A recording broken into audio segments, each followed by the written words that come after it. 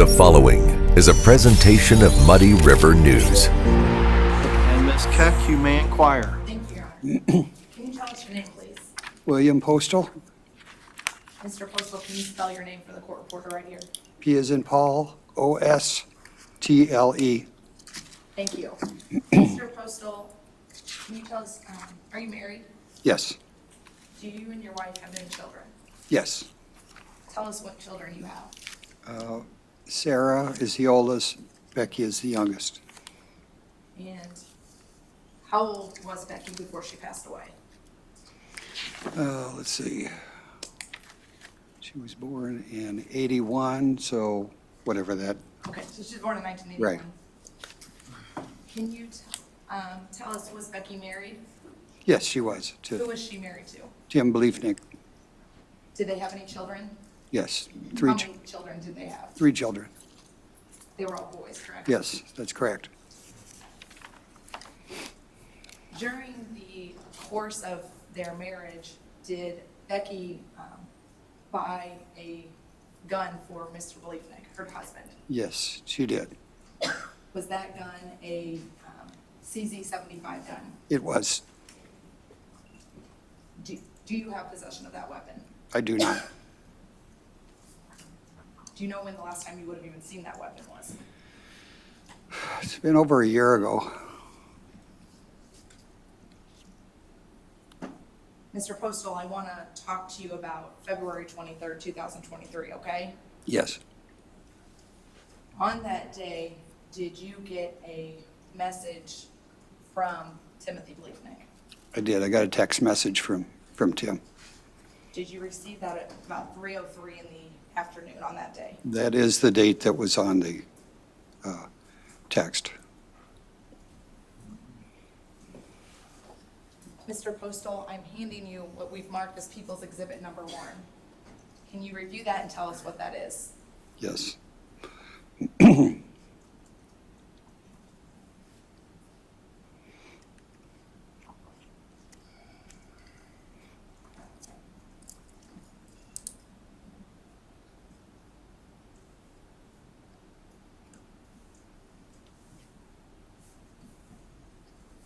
Yes, that looks like what I received. I'm sorry, can you tell us that a little bit louder? I say yes, that looks like the text that I received. The text message that you received from Timothy Bliefnick That on is- February 23rd. Yes, that's correct. Your Honor, I'd ask that People's Exhibit 1 be admitted and published for the jury. Any objection, Ms. Schnock? No, Your Honor. It will be admitted and published to the jury.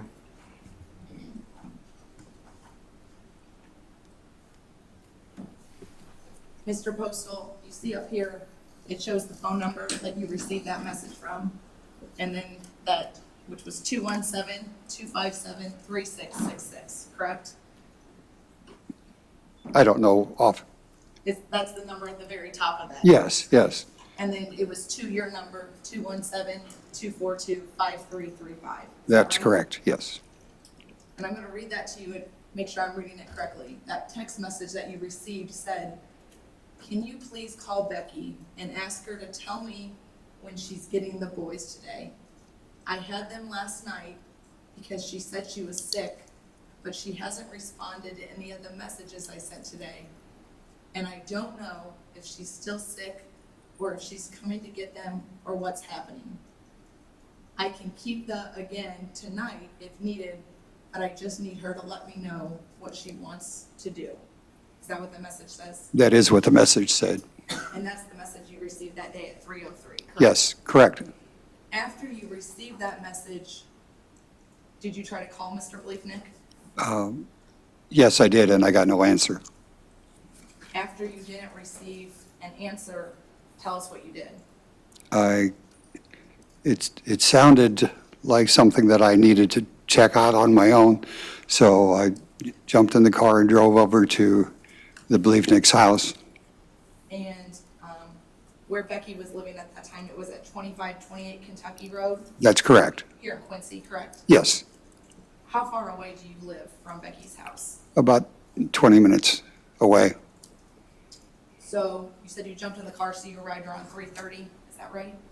Yes, When you arrived at her house that afternoon? Tell us what you did. Before I got out of the car, I looked at the front of the house and I noticed that the front door was open. Meaning the inside door, the heavy wooden door that was there was open, and Becky always kept that closed, so it kind of set off an alarm to me. So I went into the house. You went into the house. When you went into the house, did you see Becky? No, I went into the house and I called her name out and I got no answer, so I walked down the hallway to the attached garage door, opened it up and looked to see if her car was there. Because if she was gone, then obviously she wouldn't answer. So Was her car in the garage? her car was in the garage, yes. After you saw that her car was in the garage, where did you go? I ran up the stairs, and since she supposedly was sick, I went to the bedroom to see if she was laying down. Didn't see anything in her bedroom, went into the attached bathroom, and that's when I found her body lying on the floor. After you found her body lying on the ground, did you realize she was dead?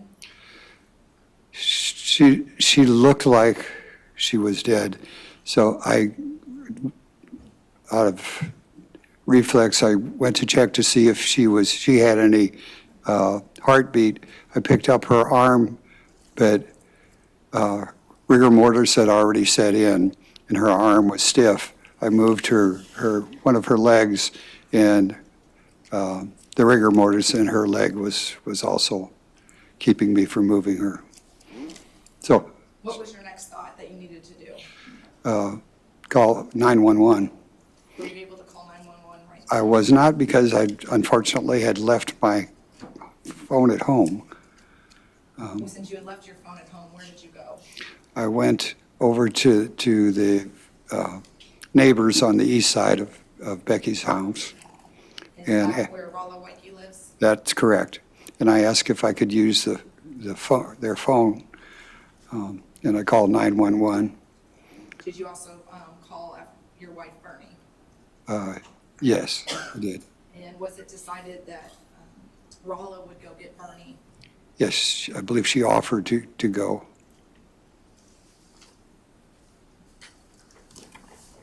Mr. Postal, the last thing I want to show you is what we've marked as exhibit number 51. Okay.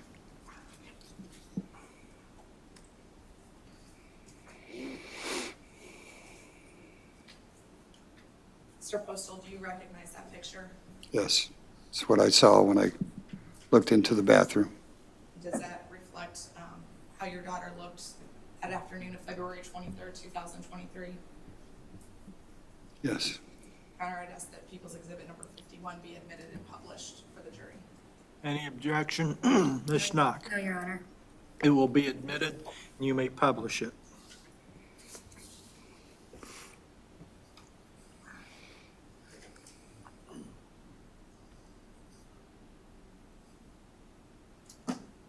Thank you, Your Honor. I have no other questions.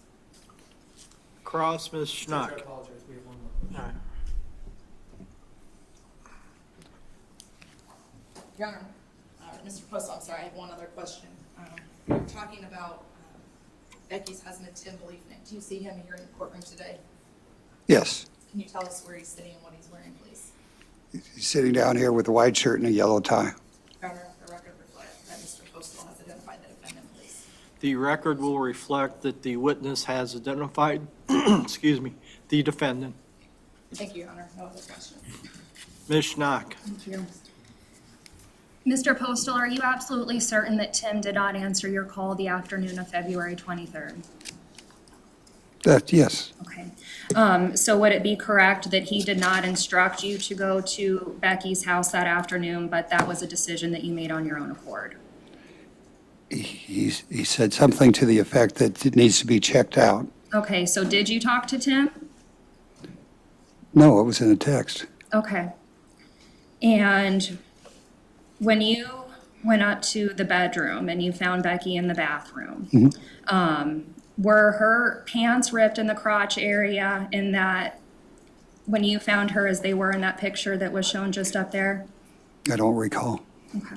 Would you agree that the way that she was found in that picture, you did not disturb her in any way, No, correct? no, like I said, I tried to pick up her arm and I did move her leg. Okay. Thank you, Judge. No other questions. Redirect. No, Your Honor, thank you. You may step down, sir.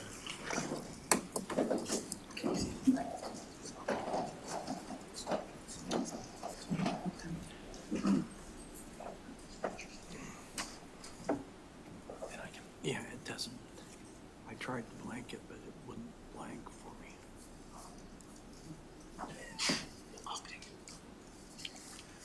Call your next witness. Judge, the people would call Rolla Wakey.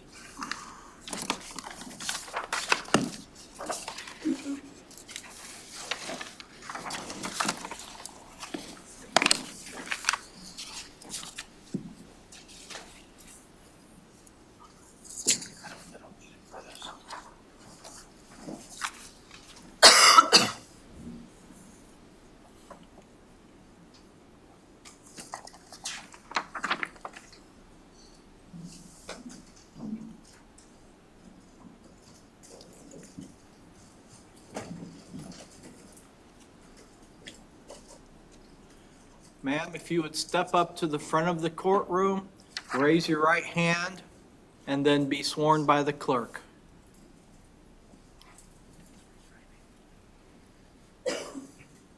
You do solemnly swear that the testimony you may give in a cause now pending before this court shall be the truth, the whole truth, and nothing but the truth, so help you God? I do. Okay, if you'll come around here. And then have a seat right here in this chair. All right. Scoot up to the table to where you're comfortable, ma'am. And then you can bend that microphone so it's in front of you, and please speak towards the microphone. Okay. All right? You may inquire. Thank you, Your Honor. Can you tell me your name, please? Rolla Wyke, How do you spell your last name? Wike. Miss White, where do you live right now? I live 2536 Kentucky Road on the east side of the Bliefnick home. That was going to be my next question. So your neighbors with the police. Yes. How long have you lived there? 47 years. In those 47 years, when, if you remember, did the Bliefnicks move into the house next to you? Approximately, I'm going to say 3 years ago, when the youngest one was about 2.5. And while you were next door neighbors, did you talk to Becky from time to time? Yes, Did you talk to Tim from time to time? occasionally. He was much quieter. Is the person you know as Tim Bliefnick the person that you talk to occasionally here in court? Yes. Could you point him out and describe what he's wearing? Sitting over there, looks like I don't know if it's a white shirt or a gray and yellow tie. We'll ask the record what she's identified as being. The record will reflect that the witness has identified the defendant. I want to go forward a little bit to February 23rd, 2023, around 3:30 or after in the afternoon. Were you at home at that time? Yes, Around that time, was there a knocking on your door? doorbell rang first, and then a pounding on the door. By the time I answered the door, I didn't see anybody, but then I saw a man walking away. He had a long coat, so I didn't recognize him, and I asked him if he wanted something, and he turned around, and it was Bill, Becky's father. Bill Postal? Yes, Had you met Bill Postal before? yes, And did you know him? yes, You said that he was walking away, you asked him if he needed anything. yes. What happened next? He said, I need to use your phone, call 911, Becky's dead. Did you allow him into your house? Yes, And did he in fact call 911? yes. He used my landline phone, which is a wall phone in the kitchen. And After he called 911, did he do something else? Did he call someone? yes, he wanted to call his wife, and I gave him my cell phone. He had been laying on the table. I had been charging it, so I just gave him the phone number, and he dialed my cell phone. After he spoke with the other person on that cell phone, did you offer to do something? Yes. What did you offer to do? Well, she was, his wife, Bernadette, wanted to drive up to Quincy. He didn't want her to drive. And so I said I would go get her and bring her back up. So you left the I- house at that point? Well, no, he wanted to go back over to Becky's house, and he said he'd write the instructions on how to get to their house, because they lived in the country south of Marblehead. And so we went over there, and he wrote the instructions. I came back, got in my car, and left to pick her up. As you picked up Bernie, his wife, Yes, and you were driving back to Quincy, yes, did Bernie make a phone call? yes, she made 2.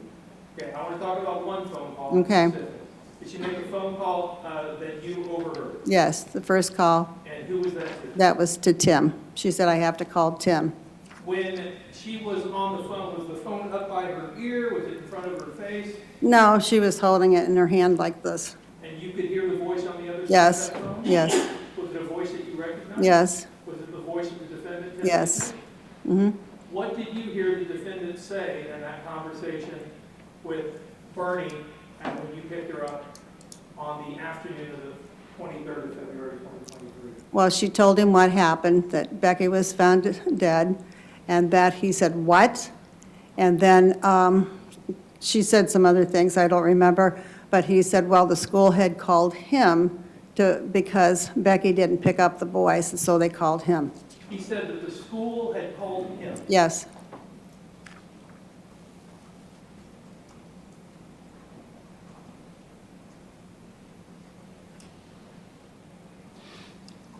Thank you, ma'am. That's all the questions I have. Okay. Ms. Schnock? Ms. White, how long would you say that you've known Mr. Bliefnick? Well, I met him when he first moved in, approximately 3 years ago. Okay. And do you live directly next to Becky, or was there a house that separated? No, you? I'd lived directly. Okay. And would you have been home the night of February 22nd going into the morning of February 23rd? Yes. And did you hear or see anything unusual No. that evening? Okay. And when you overheard the conversation between Bernie and Tim, he was surprised to hear the news, correct? Objection, Yes. speculation? That will be sustained. I'll ask you to rephrase that question, Ms. Schnock.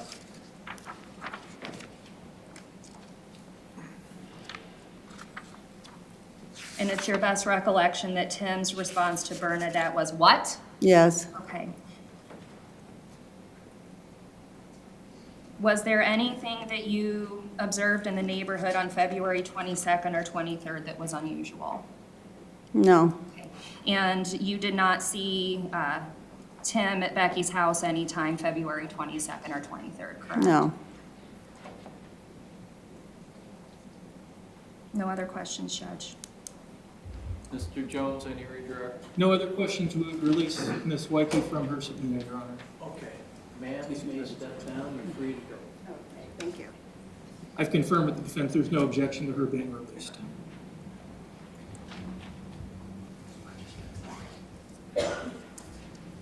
Call your next witness. People would call Roberta Hudson to the stand.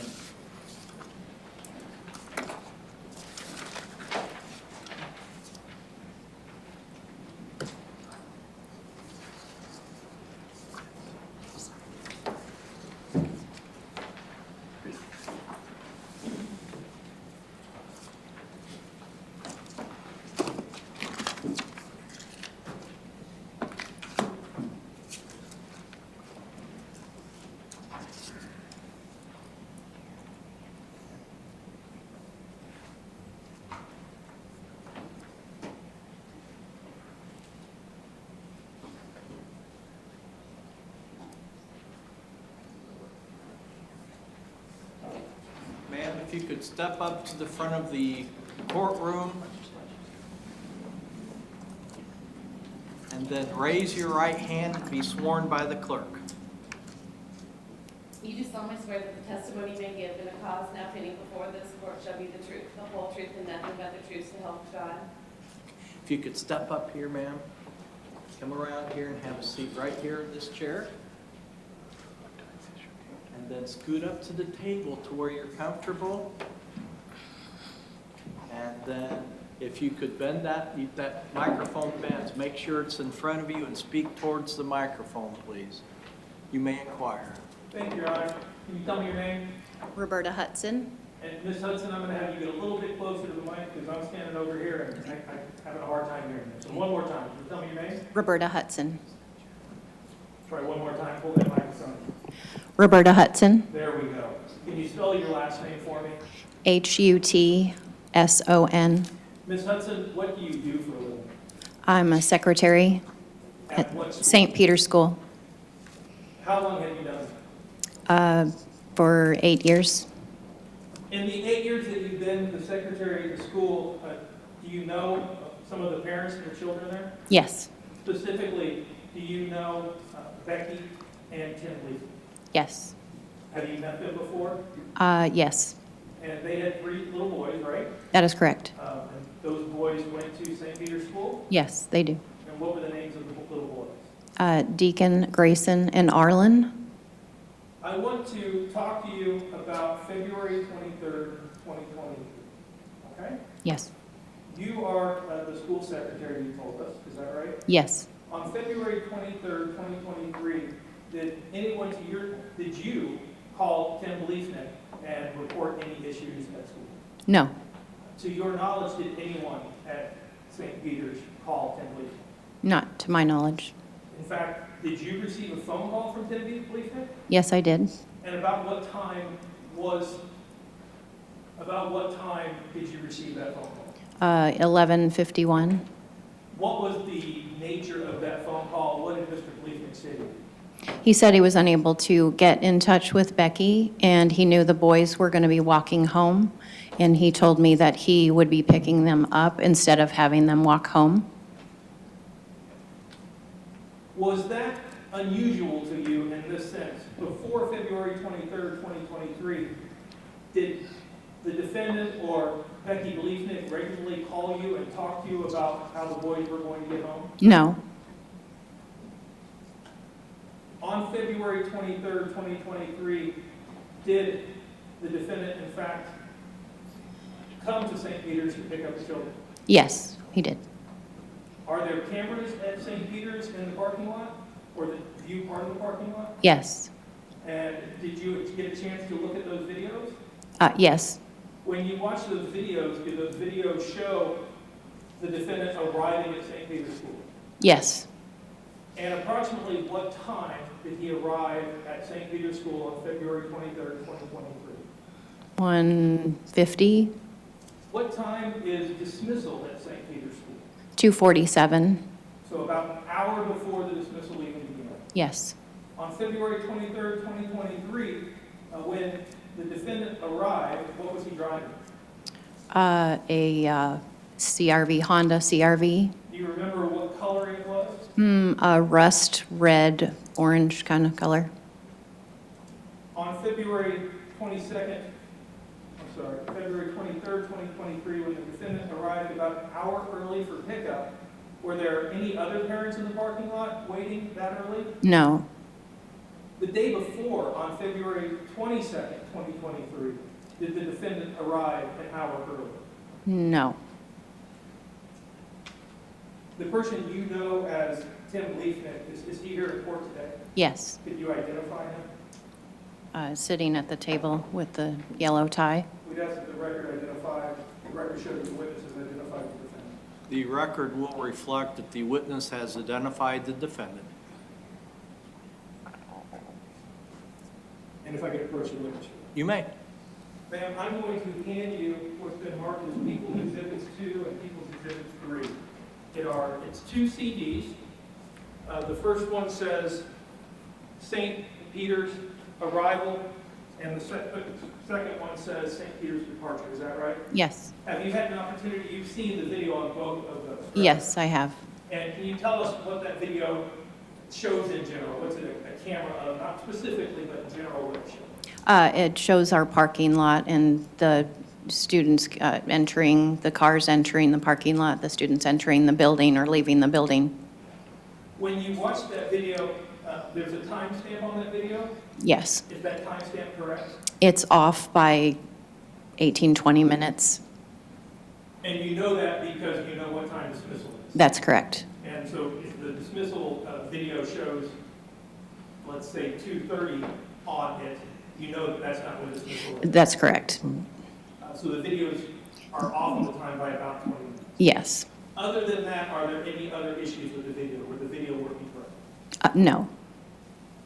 Not, That's a bad question. okay, Try it again. Ask me 2 questions. okay. Other than the timestamp, were there any other issues with the video? I don't understand your question. Were the videos working right? Yes, they were. Okay. Okay. I gotta stop talking like a lawyer or something. Judge, I asked that People's Exhibits 2 and 3 be introduced into evidence and be published to the jury. Ms. Schnock, any objection? No, Judge. The court will admit 2 and 3, and they may be published to the jury.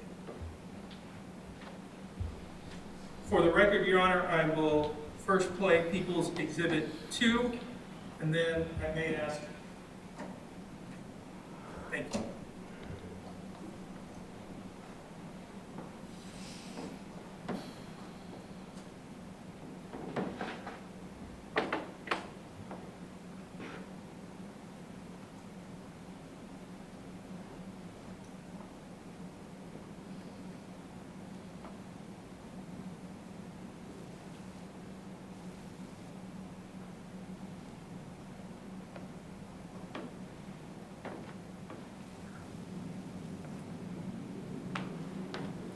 We've now watched People's Exhibit 2. Ms. Hudson, the rust color SUV that you talked about, is that what we see here on the upper left-hand corner? Yes. And the time here says 13:33:49. You shared with us that in normal person time that's 1:30, but it's actually 1:30 or 1:53, give or take. Give or take.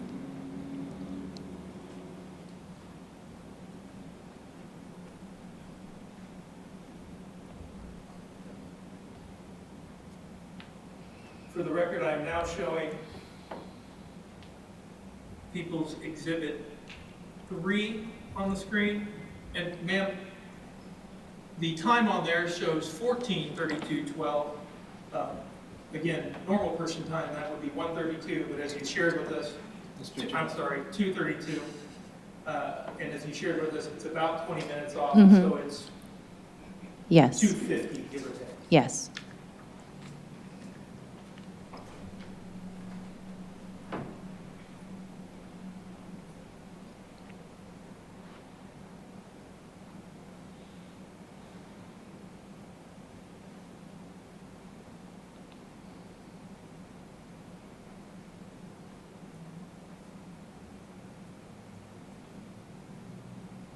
And ma'am, we saw a orange or red rust color SUV leave at about that time, is that right? Yes. Yes. Thank you, ma'am. That's all the questions I have. If I get just a moment, we'll blank the screen. You may. All right, Ms. Schnock. Ms. Hudson, as far as your conversation with Tim the morning of February 23rd is concerned, there was nothing abnormal about that conversation, correct? No. Okay. And as far as, well, let's take a step back. How many students attend St. Peter's approximately? 466. And can I assume correctly that St. Peter's frowns upon parents leaving their children at school at the end of the day? I don't know what you're asking. Does St. Peter's expect their parents to pick their children up on time at the end of the school day? Yes. Okay. And does the school tend to frown upon parents leaving children at the end of the day without appropriate transportation arrangements?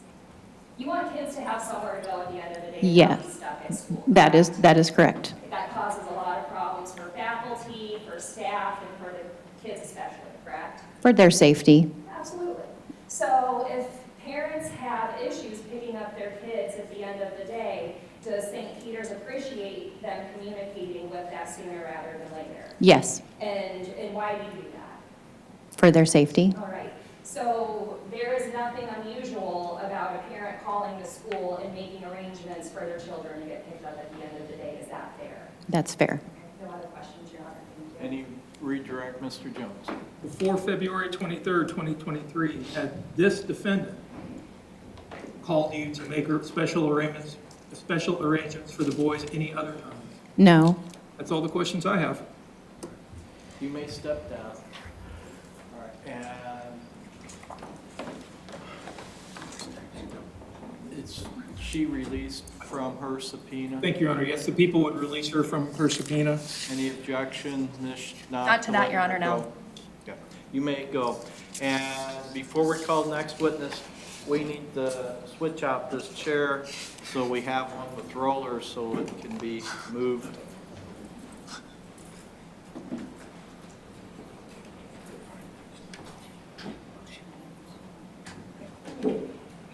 Thank you. And then Mr. Jones, your next witness. People would call Brian Lash to the stand.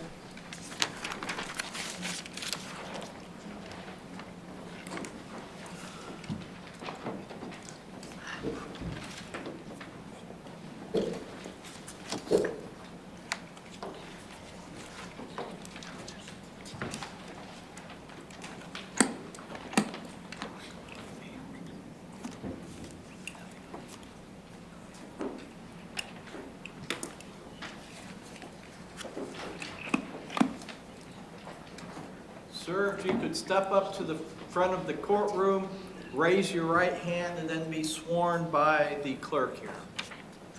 Do you solemnly swear that the testimony you may give, the cause and opinion before this court shall be the truth, the whole truth, and nothing but the truth, so help you God?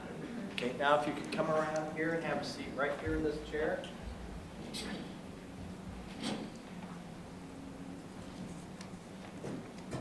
And kind of scoot up to the table to where you're comfortable, and then bend that microphone so it's in front of you, and please speak towards the microphone. You may inquire. Can you tell me your name? Brian Lash. And Mr. Lash, can you spell your last name for the court reporter, please? That's Lash. Mr. Lash, what do you do for a living? I own a cafe, Crazy Cakes, just right down the street here. Right down the street. hmm Mr. Lash, I don't need your specific address, but what road do you live on here? Kentucky. Do you live across the street from anyone? Yeah, directly across from Okay. Becky. You live directly across from who? Rebecca. Is that Becky Bliefnick? Yes. How long have you lived at that house on Kentucky Road? 3 years. I want to move forward then to the morning of February 23rd, 2023, okay? Okay. That morning, what time did you get up? I'm up at about 5:30 every morning, give or take. To get to work? I left for work about 6:45, 6:50, something like that. When you left for work around 6:45 or 6:50, did you notice anything unusual across the street? The front door was open, I noticed. Why did you think that was unusual? So I've never even seen anybody go in or out that door, ever. So it just was weird that it was open to me. In the 3 years that you were living there, you'd never seen that front door open? I never saw anyone go in or out that door ever. They always went out either through the garage or the side door by the garage. Thank you, Mr. Lash. That's all the questions I have. Ms. Schnock, questions? Were you home the evening of February 22nd? At what time? Well, at all? Yeah, Okay, what time would you have gone to bed that night? probably between 11 and midnight, maybe. Okay. Give or Did take, you- I don't know. Okay, did you see anything unusual before you went to bed that evening? Did you see or hear anything unusual after you went to bed that evening? No, Okay, there was nothing that woke you up or you never heard a disturbance, correct? did not. And the morning of February 23rd, other than seeing the front door open, did you see or hear anything unusual? I didn't see or hear anything, no. I just thought it was weird that the door was open. Okay, and you didn't see Tim anywhere in the Kentucky Road neighborhood? No. Okay. No other questions, Judge? Any redirect? No, Your Honor. All right. You may step down. Thank People you. would release him from his subpoena, Your Honor. Any objection to releasing him, Ms. Schneider? No. All right, you are free to go. Thank you, Thank sir.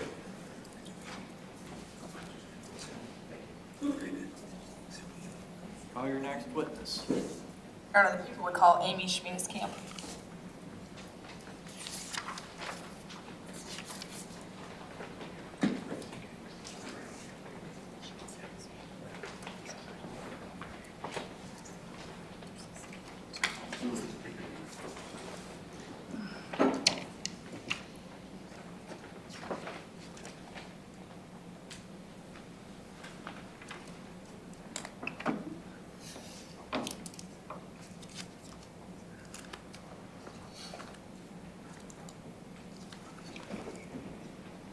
Ma'am, if you could step to the front of the courtroom. And then raise your right hand and be sworn by the clerk. You do solemnly swear that the testimony you give will cause nothing before this court should be the truth, the whole truth, and nothing but the truth, so help you God. Then if you can come around here, have a seat right here in this chair. And scoot up to the table to where you're comfortable. And then bend that microphone so it's in front of you, and please speak towards the microphone, all right? You may inquire. Thank you, Your Honor. Could you tell us your name, please? Amy Schmiedeskamp. I'm gonna have you talk a little bit louder. The mics don't do a great Yes, job. my name is Amy Schmiedeskamp. Thank you. Can you spell your last name for us, please? SCHMIEDESKAMP. Thank you. Ms. Schmiedeskamp, where do you live? 2420 Kentucky Road. Are you familiar with Becky Bliefnick? Yes. Where is your house in relationship to her house? I believe it's 5 houses down. Do you also have a neighbor by the name of Ray Bliefnick? Yes, ma'am. And Ray Bliefnick, does he have a son? Yes. Who is his son? Tim Bliefnick. And do you know Mr. Tim Bliefnick also? Yes. I'm going to ask you to speak a little bit louder. If you bend that microphone back. Yes, I do know Tim Bliefnick. Yes. Do you see Tim Bliefnick here in court today? Yes. Can you tell us where he's sitting and what he's wearing, please? Right here. Light shirt, light tie. Your Honor, the record could reflect Mr. Schmiedeskamp has identified the defendant. The record will reflect the witness has identified the defendant. Now, Mr. Schmiedeskamp, you told us that one of your neighbors is Ray Bliefnick, who is the defendant's father, correct? Yes. Mhm. Where is Ray Bliefnick's house in relationship to yours? It sits right to the left side of my house. So next door. Yes. And are you also familiar with Becky and Tim Bliefnick's 3 children? Yes. Have the children, at the time of Becky's death, been visiting at Ray's house? No. When was the last time that you had seen the 3 children at Ray's house before she died? I can't remember the last time. Over 1 year? Yes. Over 2 years? It's been a long time. I can't remember. But you know it was over a year. Yeah. On the morning of February 23rd, 2023, did you see the defendant, Tim Bliefnick, come over to his father Ray's house? Yes. About what time was that, you know? So looking back, it would had to have been between like 7:30 and 9. I drink my coffee every morning in my sunroom, and I just was walking into my sunroom and just saw him get out of his car and take a little Tykes basketball hoop up to the house, drop it off, and leave. And you know that because you drank your coffee at the same time every morning, sometime between 7:30 and 9. Depending on my morning schedule, yes. At that point, had you heard or did anybody know that Becky Bliefnick had died? No.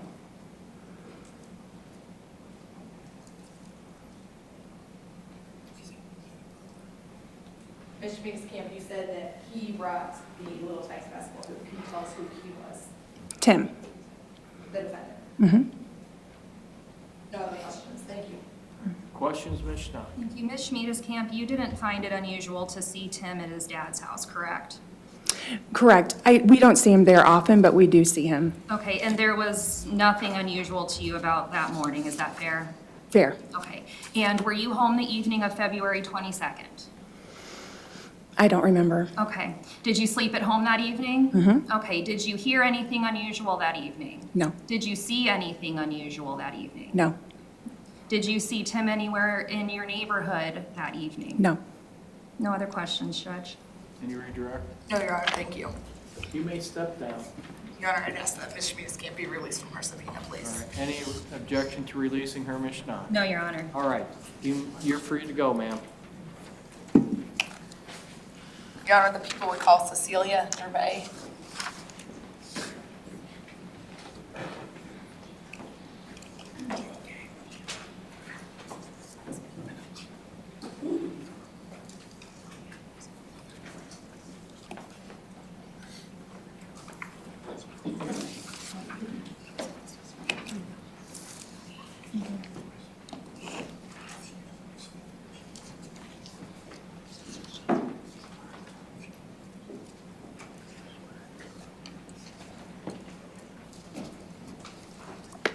Ma'am, if you could step to the front of the courtroom, please.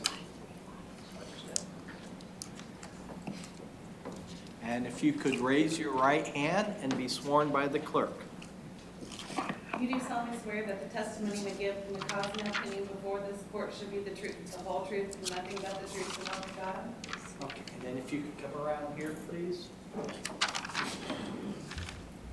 could have a seat right here in this chair. And if you could kind of scoot up to the table to where you're comfortable, and then bend that microphone so it's in front of you and speak towards the microphone, please.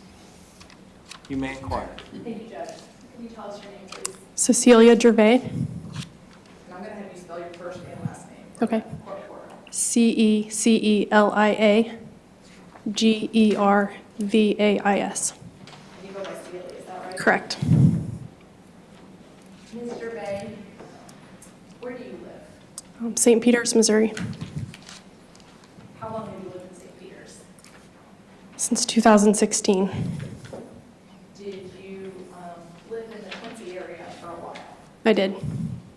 While you lived in the Quincy area, did you become friends with a person named Becky Bliefnick? I did. Tell us when you met Becky. 2012, I joined Q-Town CrossFit, where she was one of the owners. And did you become close friends? Yes, Back, I think, Becky was in your wedding, is that right? she was. Celie, you said that you live in St. Peters, Missouri. Who do you live with? My husband, Brandon. The week leading up to February 23rd, that Sunday, did Becky come to stay with you and Brandon? She did. Why did she come to stay with you guys? She was having a procedure done in St. Peters. Did you know what kind of procedure she was having done? Vaguely, yes. You said vaguely, what did you know? An abdominal surgery. And when was the procedure scheduled for? Monday morning. So you said she came and stayed with you on Sunday, is that right? Correct. And what time did she arrive? I picked her up at 3:30 or so in Hannibal. We arrived at my house around 5:15. What did you do that evening? We went to eat dinner at Red Robin, and then we went to Walmart to pick up a few things and came straight back to the house after that. Then she spent the night with you that Sunday night. Correct. The next morning, did you take her to her surgery? I did. When did she get done with that? It was about mid to late morning. I think they called me at like 11 or 12. When you picked her up, where did you take her? Straight back to my house. Did she spend the night with you Monday night? She did. Was that planned? Yes.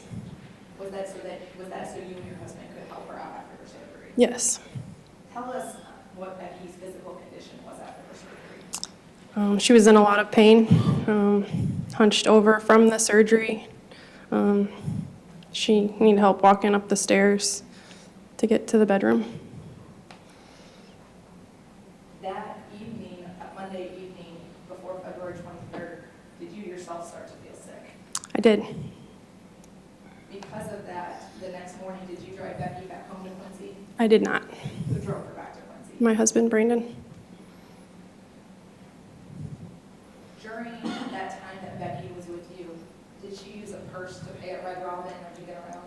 She did not. Where did she keep her credit cards and things to pay with? They were in a slot on the back of her phone case. The next morning, after your husband drove Becky home, did you hear from Becky? I did. When was that? It was around like 12:30 or so, I think. And was that a phone call or a text message? She sent me a text message. Was that just that she was back home? Yep. And was that the last time you ever heard from Becky? Yes.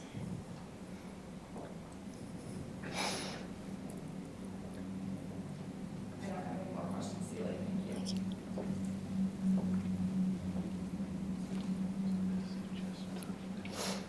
Ms. Schnock, Your Honor, I don't have any questions for this witness. you may step down. Thank you.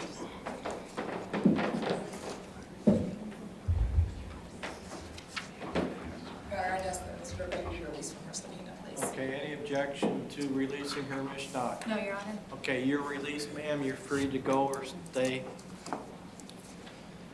And call your next witness. Your Honor, the people would call Brandon Gervais, please.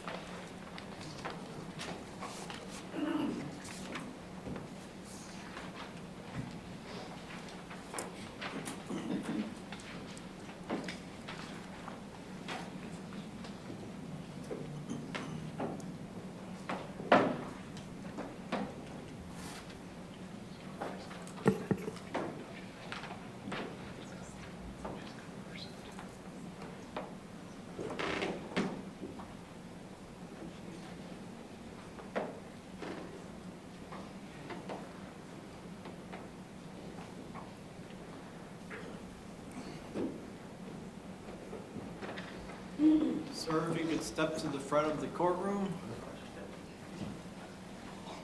Then raise your right hand and be sworn by the clerk. You do solemnly swear that the testimony you may give in the cause and opinion before this court should be the truth, the whole truth, and nothing but the truth, so help you God?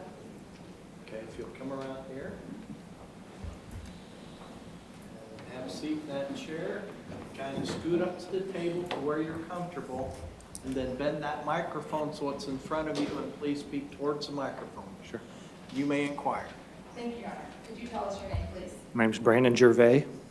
And you spell your last name just like the witness we just heard? Yes, Gervais. Mr.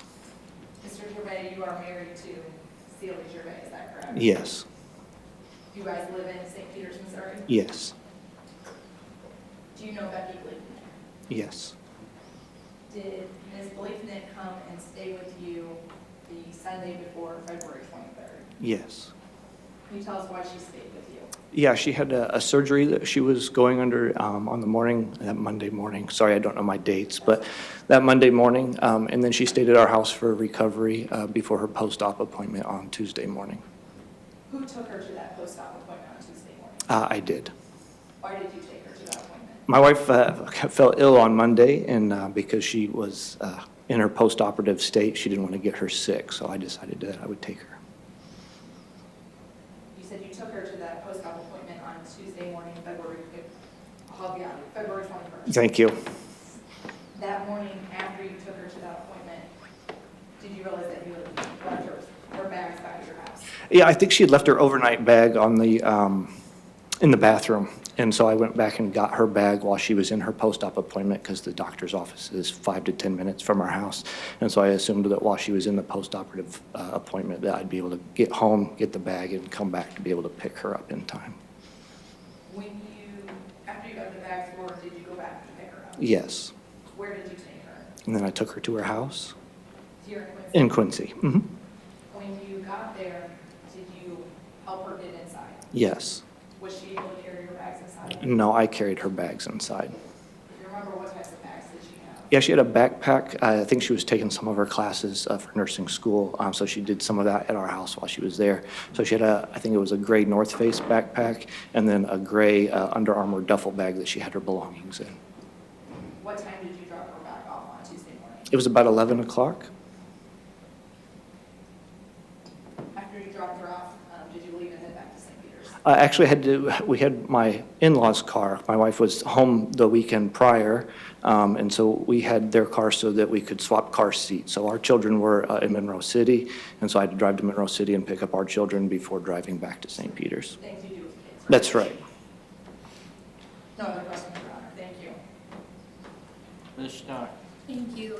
Just one question. When you dropped off Becky at her home that morning, there was no hesitation that you observed from her going home or being home. Is that fair? No, I mean, I carried her bags in and put them on the couch, the first couch in the entryway there. But no, she went in and said she was just going to rest for the afternoon. I let her know that if she needed anything, that she could reach out. But I did not hear back from her after I dropped her off at her house. All right, thank you. No other questions, Judge. Can you redirect? No, Your Honor, thank you. You may step down. Thank you. See. Judge, if we could release him from his subpoena, Your Honor. All right, any objection to releasing him, Ms. Schneider? No, Your Honor. All right, you are released. You're free to go or stay. Can we approach, Your Honor? You may.